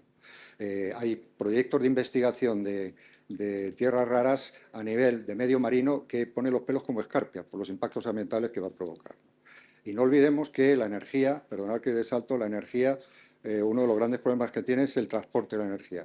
Uno de los problemas enormes que hemos tenido en este PNIE que hemos puesto en marcha, donde el ahorro energético y el autoconsumo y la generación distribuida prácticamente no se han hecho mucho caso, ha sido precisamente las conducciones eléctricas. Ha habido unos problemas enormes ahí, ¿no? Bueno, yo lo que creo que creo que tenemos que ir haciendo es intentar converger, ¿no? Es decir, lo que decía Alberto que estamos haciendo aquí, es decir, ver qué líneas comunes sin echar carreras, que muchas veces las echamos tontamente, ¿no? Pero converger, ¿no? Y ya aprovecho para meter una cuña publicitaria, eso es lo que estamos haciendo, Emilio la conoce, Alberto creo que también, estamos haciendo en una alianza que hemos montado que se llama Más allá del crecimiento, donde ya hay 30 organizaciones, entre ellas organizaciones claramente crecentistas, sindicatos y tal, que por cierto hemos recibido muchas críticas porque estén los sindicatos, ¿no? Lo que queremos es llevar el discurso de los límites del crecimiento a donde no esté, donde esté. Y perdonad si me he extendido, pero bueno, la pregunta es muy sencilla, profundizando. Vale. Sí, gracias. Pues empezando por la primera, que me preguntaba si se podía jugar algún rol en las ciudades. Y yo, parafraseando a Aznar, diría que el que pueda hacer, que haga, ¿no? Es decir, yo soy muy pragmático, creo que todo suma y que lo necesitamos. Y además las ciudades creo que tienen la base cultural y social para encontrar un soporte electoral y social que apoye esas transformaciones que son necesarias y que además muchas veces funcionan como laboratorios que permiten darle una muestra material y empírica al resto de la población para demostrar, ¿ves? Se puede, ¿no? ¿Ves? Se hace, ¿ves? Entonces yo creo que eso, que no es nada inventado, en el ámbito de los derechos sociales, muchas de las experiencias pioneras y embrionarias de educación pública o sanidad pública tienen que ver con experiencias, iniciativas locales que se anticiparon a la institucionalización posterior. Y por lo tanto yo creo que ahí está muy bien. Mi preocupación más sobre la relación en las ciudades es político-sociológica. Desde hace mucho tiempo, los que venimos de economía del desarrollo, sabemos, y no solo los heterodoxos, sino también los ortodoxos, aunque otros los situarían como heterodoxos, como Krugman y su nueva geografía económica, que el desarrollo económico por defecto genera polarización entre las grandes ciudades y zonas que se quedan atrás, por decirlo de alguna manera. ¿Qué quiere decir? Que el capital humano, si aceptamos esta terminología, se dirige a las grandes ciudades. Ese capital humano es gente que tiene formación, educación y tiende a ser progresista. Mientras que lo que se queda en las regiones, que se quedan atrás, es un capital humano con menos cualificación formal, que suele ser más conservador. Esto, reproducido en el tiempo, no solo genera desigualdades económicas, sino sobre todo desigualdades culturales, que hoy explota la extrema derecha con la idea de que las grandes ciudades son cosmopolitas, globalistas, izquierdistas, votan a comunistas musulmanes, quizás con la excepción de Madrid durante un par de años, pero todo lo demás, si te vas a Roma, Berlín, Londres, Nueva York, tienes ese parámetro. y el resto se genera una división que tiene base material, pero que también está amplificada por la extrema derecha, que hace que cuando yo salí, por ejemplo, diciendo que había que reducir el consumo de carne, y no estaba inventando nada, solamente traducía al foro público lo que era evidente en la información científica, la extrema derecha lo que intentó fue primero caricaturizarlo para llevarlo a un disfraz, a un traje según el cual, pues claro, chico joven de ciudad con estudios le está diciendo a la gente del campo lo que tiene que hacer.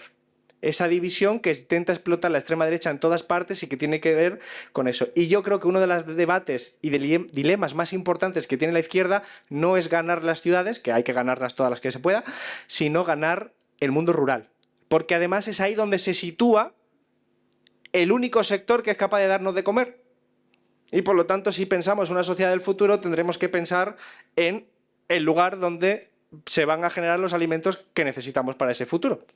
Entonces, ese metabolismo endosomático fundamentalmente está en esas zonas. Y muchos de los debates hoy en día están atravesados por esa contradicción, esas tensiones que se visualizan en algunos de los debates que saldrán a lo largo de estas jornadas y que ya hoy vamos poniendo por encima.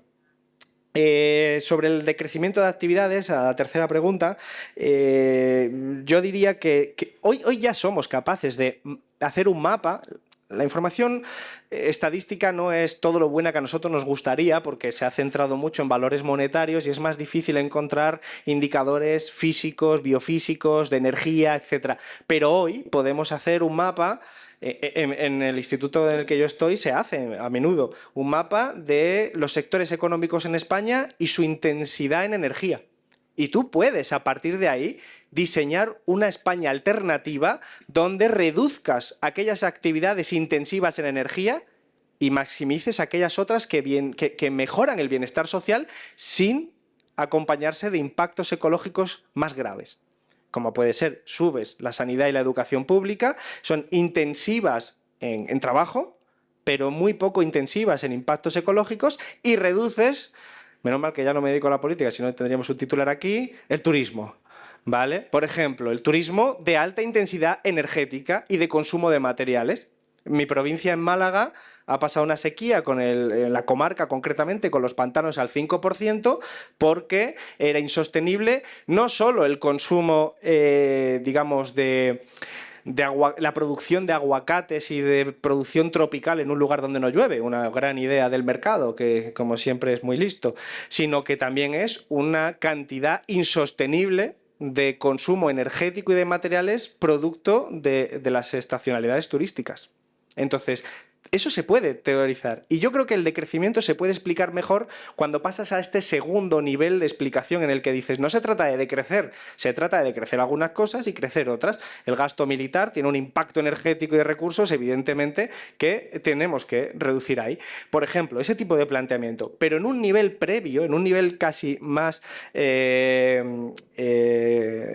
profundo, creo que el decrecimiento para alguien que no está familiarizado y que quizás no te vaya a escuchar la segunda lectura, tiene sus problemas como término, como concepto, que yo acepto y soy una persona que defiende el proyecto, pero creo que ecosocialismo te permite filtrar esa primera fase. Y para terminar, un matiz, porque claro, no me he explicado bien. Yo no justifico el neomercantilismo, es decir, la reflexión que has hecho es correcta, en mi opinión, es impecable. Yo no justifico el neomercantilismo de Trump o de la extrema derecha o de quien quiera hacerla. Tampoco lo criminalizo, porque además vengo de economía del desarrollo y sé que son instrumentos, y el neomercantilismo incluye muchas cosas, ¿vale? No solo aranceles, la política industrial, de hecho, es una forma. Lo que necesitas para desarrollar una política industrial va a requerir instrumental mercantilista, si por ahí entendemos medidas proteccionistas en diferentes niveles económicos. Lo que yo digo es que el neomercantilismo de Trump tiene racionalidad. O sea, lo que yo hago es impugnar la idea de Trump es tonto. Es decir, yo creo que eso es equivocado, es un análisis equivocado. Trump es muchas cosas, pero la base económica de Trump tiene una cierta racionalidad, no solo en su capacidad efectiva de llegar a 96 millones de personas o los que le hayan votado, sino porque se adapta mejor a un mundo en el que los recursos, al ser escasos, su visión de ya no lo puedo conseguir por el comercio, tengo que conseguirlo por otras vías, es pragmática. No digo acertada, es pragmática. Yo comparto, de hecho, visualizo un mundo multilateralista y creo que es mucho mejor esa posición, sin entrar en el dogmatismo y la ortodoxia del fundamentalismo de mercado, por supuesto. Pero lo que digo es que desde el 2010, cuando en las costas de Japón hubo un incidente entre China y Japón, por el cual China respondió cerrando la exportación de minerales críticos a Japón, que es una isla que no puede ser autónoma en base material por definición, que dependía enormemente para su desarrollo tecnológico de alta intensidad de esos minerales, se dio cuenta Occidente de que había una vulnerabilidad en su modelo de desarrollo que tenía que ver con esos minerales críticos, que hay muchos tipos de minerales críticos. Y estoy de acuerdo, y lo he dicho antes, en que no solo la parte de la energía, en un sistema termodinámicamente abierto, hasta dentro de 5.000 millones de años, sino que los recursos, aparte del reciclaje, que también existe, con sus límites también termodinámicos, el cuello de botella está en esos materiales. Y lo que yo digo es que está en determinados materiales que no tienen por qué ser escasos desde el punto de vista absoluto. Es decir, de nuevo aquí es una cuestión de mundo vacío, mundo lleno. Es decir, están escasos en términos de la enorme demanda que existe ahora y que va a existir. Creo que lo has planteado muy bien cuando hablabas de la demanda de litio para lo que dice la Agencia Internacional de la Energía. Pero eso nos lleva a los dilemas de la velocidad y de la capacidad de llevarlo a cabo, porque se nos escaparían dos cosas que tenemos que citarlo sí o sí. Las tensiones sociales que se producen en las fronteras de extracción, que en muchos casos puede ser el pueblo de Extremadura, pero puede ser también el pueblo indígena que lleva resistiendo el colonialismo mucho tiempo y que ahora también se ve amenazado, o el impacto ecológico sobre los ecosistemas de una minería que efectivamente es una minería muy intensiva en capital, muy poco generadora de trabajo, por lo tanto, pero que además es lenta. Es decir, evidentemente, comparto contigo la reflexión, se calcula un promedio de 10 años desde que decides empezar a abrir la mina hasta que puedes explotarla. Por lo tanto, es lenta y ahí se están generando cuellos de botella que tienen que ver con que esos elementos, que no son todos, no es el cobre, por ejemplo, tienen que ver con las tierras raras, con el litio, etcétera, están siendo ahora mismo críticos porque las demandas que se derivan de transición energética y de electrificación de vehículos son extraordinariamente altas en relación a la capacidad actual de oferta. Y eso genera unas tensiones que están ahí y que explican gran parte de la guerra comercial entre Estados Unidos y China y todo lo que está pasando. Entonces ahí es donde yo creo que nosotros tenemos que ser capaces de entrar de manera franca en ese dilema, que es algo que habrá que hacer porque ese es el dilema de los próximos años. Es cómo abordamos esas tensiones sociales, si queremos electrificarlo todo, si queremos hacerlo todo, cómo obtenemos el litio suficiente para cumplir eso y qué cantidad de litio es necesario y para qué sujetos, es decir, que a nivel histórico, incluso aunque puedas comerciar con ellos, este problema lo único que haces es mandarlo a otro lugar, porque aunque no lo tengas que hacer en Extremadura, pero lo tienes que traer del desierto de Atacama, allí también hay impactos. Entonces, no se trata de no mirar, se trata de entender bien a nivel global cuáles son los costes reales y cuáles son las transiciones deseables, porque es un abanico, no son dos opciones, es un abanico. Cómo pagas los costes, cómo compensas los costes, cómo haces un proceso de transición también en esa idea. Pero es un dilema que se centra en lo que yo planteé antes como las dos ecuaciones, ¿no? Yo creo que hay que hacer transición energética y de crecimiento. La gente que es más crítica de los procesos extractivos suele querer solo el decrecimiento y creo que eso tiene otra serie de consecuencias no deseables, que es la imposibilidad de construir una sociedad que mantenga el nivel de población actual, las condiciones de vida actuales, con recurso a energías renovables del pasado, sin transición energética. Y ese es el debate, que en gran medida está escondido dentro de lo de los colapsistas frente a Emilio y a los demás, ¿no? Es decir, creo... Perdón, es que he mirado para allá, te he visto y nada. Pero creo que hay que ser honestos con estos y mucho mejor camaradas para abordar estos debates de una manera sana y no reproducir las viejas disputas. Perdón, con la pensión. Pues creo que tenemos que parar. Lo siento, si hay más preguntas podéis asaltar a Alberto en el pasillo y preguntarle lo que queráis. Y pequeña pausa, pequeña pausa. Hasta dentro de media hora empieza la siguiente charla. Pausa larguísima. Hacemos un par de preguntas más. ¿Hacemos más preguntas? ¿Hay preguntas? Sí, hay preguntas. Hay un montón de preguntas. Una ronda más. Una ronda de 3. Había dos del anterior y había otro chico ahí. O sea, sé que hay muchas, pero es que tenemos que cortar. Hola, ¿qué tal? Voy rápido, me pongo de pie, que el chico adelante es muy grande y no se me veía. Soy Diego, código porque me conozca por el @. Lanzo la pregunta rápida y luego doy un rápido contexto. La pregunta es, primero para Sam, ¿por qué no hay nada de desinformación en algo cuando veo, desde mi punto de vista, que la desinformación climática es una capa más que se añade a la aceptación en la política climática y energética? Y para Alberto es, si en el análisis que haces desde... comentabas en el nuevo libro, si realmente se añade, desde mi punto de vista, esta capa importante, ¿no?, de dimensión de la desinformación climática. ¿Por qué? Porque las políticas climáticas negacionistas no se hacen ya desde el punto de vista de un liberalismo tradicional de derecha y extrema derecha, sino desde lobbies especializados en retardismo. Ya no es alguien diciendo el cambio climático, mi primo me dijo que no, Rajoy en el 2006, ni el negacionismo hace 10 años, ni el retardismo hace 5, sino pues... Siguiente fin de semana hay una conferencia aquí en Madrid de una asociación negacionista. En un mes hay otra de retardismo en el que viene Björn Lomborg, que es uno de los retardistas gurús más expertos. Y eso, bueno, básicamente, que si se tiene en cuenta y rapidísimo. Bueno, muchas gracias. Tal vez es una provocación, no sé si es una pregunta. Estaba pensando en la diferencia entre decrecimiento y ecosocialismo y después estuve pensando en cuáles son los actores de la transición y del mundo en que te estás moviendo, Alberto, si puedo. Y siempre he escuchado en el mercantilismo, en Trump, en las tensiones sociales, tus actores son políticos, pero el capital no existe. Estoy curiosa por qué estamos hablando de tensión social con la gente pobre que no quiere de crecimiento, de hecho la única vez que usaste la palabra capital fue con el capital humano, pero yo estoy más preocupada por el capital que realmente está consumiendo la tierra. ¿Por qué no estamos hablando de capital hoy? Una pregunta más. Sí. Muchas gracias. Voy a intentar ser muy breve. Me ha sorprendido un poco en tu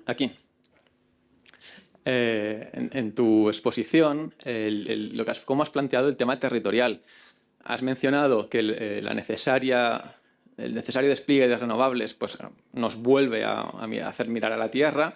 Vamos a tener que desplegar una serie de sistemas que antes se hacían de manera concentrada y eso, por supuesto, ocupa terreno. Lo que pasa es que el terreno que ocupa, no estoy seguro hasta qué punto eso supone una competición que sea de primer orden. Nosotros estimamos que para una descarbonización completa de la economía de España estaríamos hablando de menos del 2%. Y eso frente al 40% de territorio que se dedica ahora a la agricultura, no creo que suponga una amenaza seria. Entonces, nuestra sensación es que este discurso del territorio a veces puede tener algo más de discursivo y de cómo canalizar descontento o cómo generar descontento para otros intereses que sean los de frenar la transición, ¿no? Me voy a quedar con esto para no alargarme. Gracias. Le damos, vale. Había una pregunta para mí que creo que era ¿por qué no hay algo sobre desinformación? Vale. Bueno, voy a dar mi opinión. Yo hablo solo en mi nombre, no hablo en nombre de nadie más. Yo, sinceramente, he abandonado un poco la fe racionalista en la victoria política a través del debate. Entonces, creo que el problema de la desinformación fundamentalmente es una desventaja que tenemos de infraestructura comunicativa que está toda en manos del enemigo, y eso es un problema de construir infraestructuras alternativas para poder llegar a la gente con tu mensaje, y un problema de potencia política y de tu proyecto, que creo que es más bien una cuestión organizativa y no tanto de que lo que tú digas tenga razón o no. Entonces tampoco quiero caer en el absoluto nihilismo de es posible ganar contando mentiras todo el rato, porque solo es una cuestión de ser muy hábil, ¿no?, con los malabarismos comunicativos. Pero bueno, supongo que eso explica por qué no le presto. O sea, creo que la batalla por la política climática no es tanto un problema de vencer a la desinformación, sino de tener un proyecto de potencia superior que ocupe el espacio político y, ¿no?, expulse a sus enemigos para siempre. Gracias.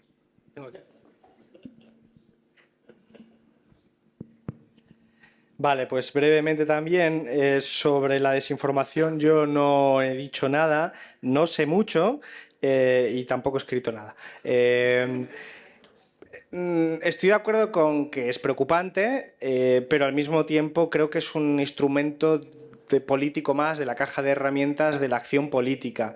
Por lo tanto, no lo minusvaloro, pero tampoco le doy un protagonismo central dentro del desarrollo actual. Soy consciente del papel de las redes sociales, de todo lo que ello implica, y estoy seguro de que los trabajos que se hacen en esa área son muy lúcidos y muy útiles, pero yo me declaro desconocedor y no le he dado la prioridad que quizás se merece, pero de momento no me parece prioritario. Sobre la pregunta que me hacías, había dos cuestiones. Los actores en la transición, claro, son dos preguntas que las has hecho muy breve, pero vaya dos preguntas. Claro, es como, ¿dónde está el sujeto histórico de la revolución, ¿no? El viejo proletariado, la multitud de Jari Negri, ¿dónde se esconde ese sujeto destinado a hacer la revolución? Es la gran pregunta. Nuestro amigo Joan Martínez Alier diría que son el ecologismo de los pobres, las fuerzas que emergen en esas fronteras de extracción. Yo no lo sé. Además, le he dado muchas veces vuelta porque he sido dirigente de un partido político y siempre he estado interesado en ver quién iba a ayudarnos a hacer eso, que no fuera la clase dirigente de ese partido político.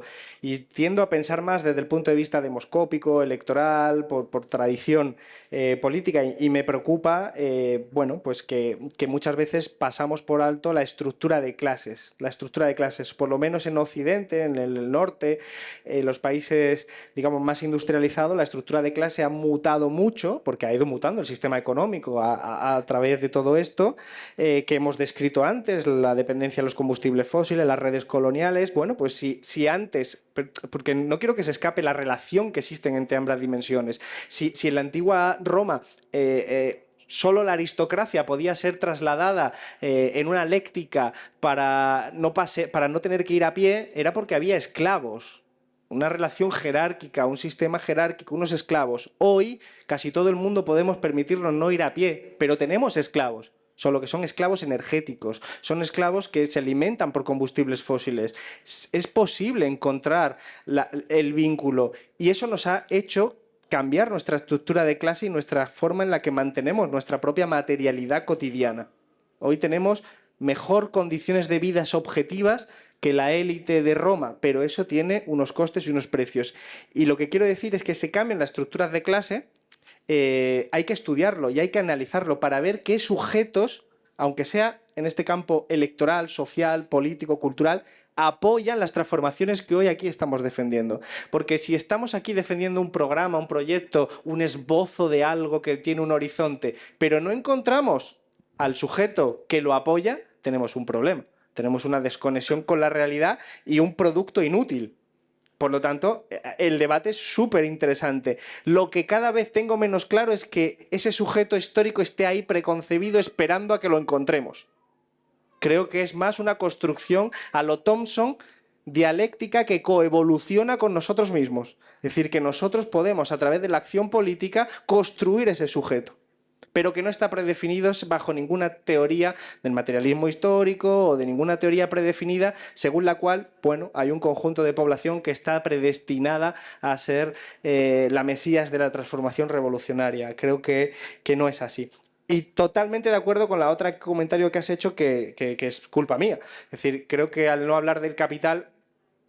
Tengo una especie de anticuerpos de hablar muchas veces en público del capital porque parezco... Pero en el ámbito discursivo pues parece que estoy hablando de las viejas preguntas, y no es verdad, hay que redefinirlo. Y en el análisis creo que es fundamental el capital, pero en el ámbito discursivo suelo hablar de otra manera, diciendo lo mismo.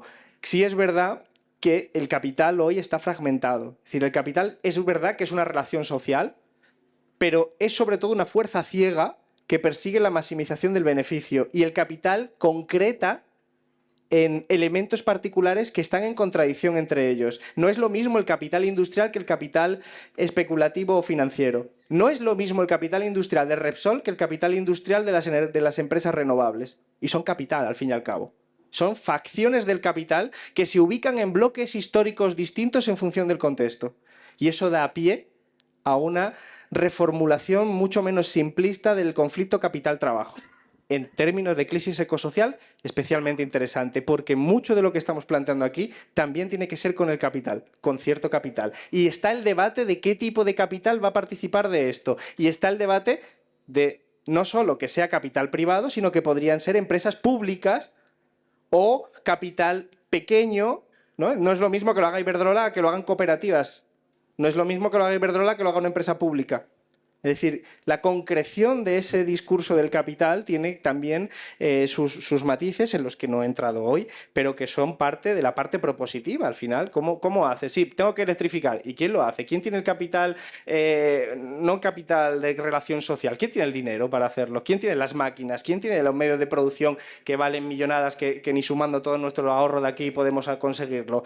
¿El Estado, el capital privado? ¿Qué tipo de capital privado? ¿Cuál es la relación que tenemos que tener entre ellos? ¿Qué relación tienen entre ellos? Yo lo he visto. O sea, en mi propia acción, que no era prioritariamente, digamos, vinculada a la transición energética, la COE tiene sus propias divisiones, sus propias fragmentaciones, igual que nos pasa a nosotros. Si nos entendiéramos como bloque adverso al capital, hay fragmentos de todo tipo, ¿no? Yo creo que es un debate súper interesante en el que yo lo lanzo aquí, que tenéis 3 días para debatir, y seguís.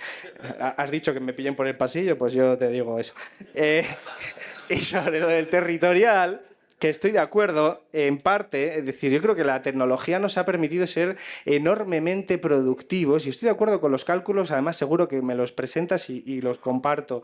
El problema es que si hoy solo una pequeña parte de la fuerza laboral de las sociedades desarrolladas se dedican a la agricultura, es también gracias a los combustibles fósiles.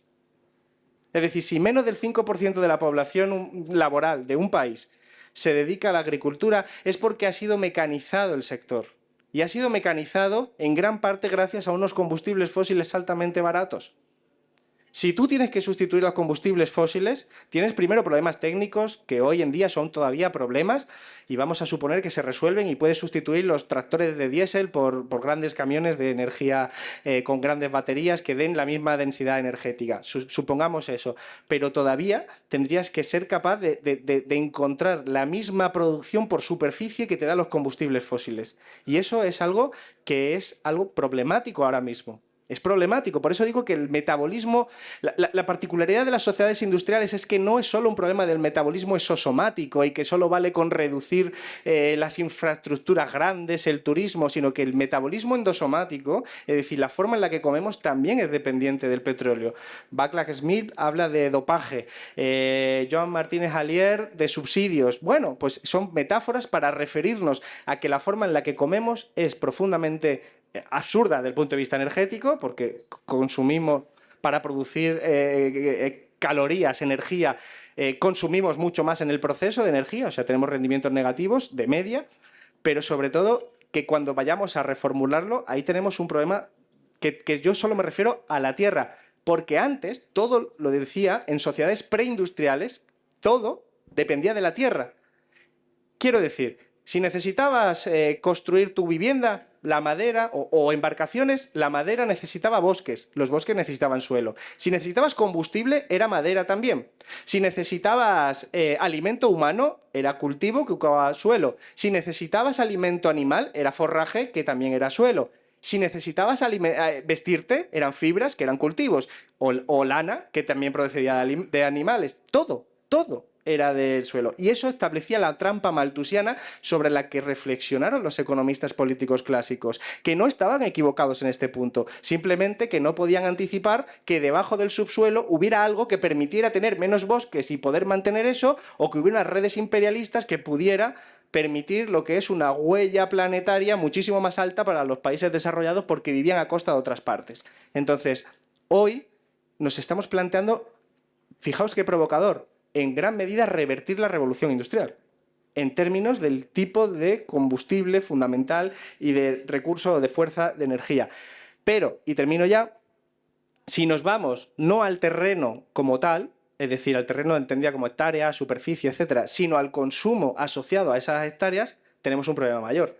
Porque es verdad que la tierra, la cultivo, digamos el territorio dedicado a la agricultura, no sé en qué porcentaje está, pero lo has dicho tú antes, pero el consumo de agua es del 80%.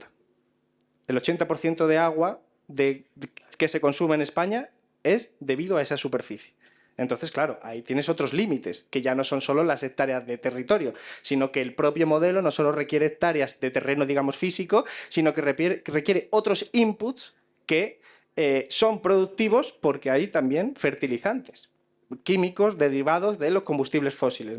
Hablo de agricultura, por ejemplo. Para que el nivel de productividad de la tierra sea el que oyéis, es la combinación no solo del regadío en aquellas tipo que las requieran, sino también de los inputs fósiles que se introducen en el proceso. Si tú quitas todos esos inputs, vas a depender más de otras fuerzas, necesariamente. Y eso puede implicar hasta una recampesinización, entenderme bien, más fuerza de trabajo, o caballos, o bueyes. Este dilema existe. Hay que ponerle números si se quiere. Lo que quiero decir es que el proceso de revertir la revolución industrial y volver a nuevas fuerzas renovables es un elemento que nos empuja todavía más a acelerar la necesidad de energía renovable de nueva generación, es decir, no depender del caballo, del buey y de las mulas, o de la madera, o de la eólica antigua, o de la hidráulica antigua, sino de las nuevas que hoy tenemos, pero que nos lleva al debate anterior. Por lo tanto, ahí es donde yo lo planteaba, lo del terreno. Y ya termino solo con esta frase. Creo que has dicho que a lo mejor ese tipo de discursos para contentar... Bueno, yo no, ¿eh? O sea, yo no hablo para contentar a nadie. Digo que aquellos que alegan que claro. hay un conflicto, quizá lo hacen con otros intereses, y exagerando este conflicto territorial en términos materiales. A veces no son intereses, es solo la cosmovisión. Es decir, que si tú defiendes, no tú, tú abstracto, que el ideal del futuro es una sociedad que ha decrecido en consumo de energía y de recursos, pero no va a hacer la transición energética, es normal que no quiera eso. Pero ese ideal para mí es muy, muy negativo. Es decir, porque las sociedades de ese tipo tenían unos parámetros muy complicados a nivel de social. Entonces, mucha gente que entra en ese discurso no es porque a lo mejor esté ocultando sus propios intereses, sino porque honestamente defiende una cosmovisión o un horizonte de futuro donde es atractivo volver a unos parámetros de las sociedades agrarias del pasado. Y es legítimo. Para mí es incorrecto. Por eso digo transición energética más de crecimiento. Pero solo de crecimiento sin transición energética, necesariamente, ahí sí, ya no hay discusión posible. Cambias los tractores por personas, burros, bueyes... Y bueno, ya no tienes a menos del 5% trabajando para la misma producción, no tienes a menos del 5% de la fuerza laboral, tienes el 30% otra vez.